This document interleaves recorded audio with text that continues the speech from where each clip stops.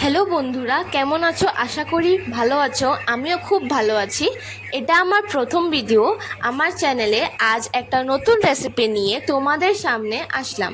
রেসিপিটার নাম হলো পটলের ভর্তা। আশা করছি তোমাদের আমার এই দুর্দান্ত রেসিপিটা অনেক ভালো লাগবে। তো চলো শুরু করা যাক।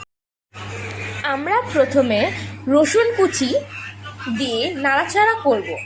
তারপর সেটার মধ্যে পেঁয়াজ কুচি দিয়ে আবারও অল্প লাল লাল করে ভেজে নেব। তারপর সামান্য একটু হলুদ গুঁড়ো দিয়ে দেব। দেওয়ার পর অল্পখানি নুন দিয়ে তারপর ভালো করে নাড়াচাড়া করে পাত্রে থাকা পটলের পেস্ট দিয়ে দেব। আবারও সামান্য একটু চিনি দিয়ে নাড়াচাড়া করব।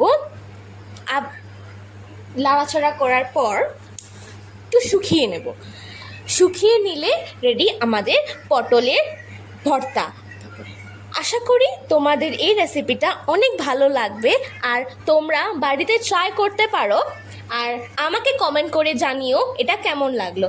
যদি আমার এই রেসিপিটা তোমাদের ভালো লেগেছে তাহলে অবশ্যই লাইক আর সাবস্ক্রাইব করতে একদম ভুলো না।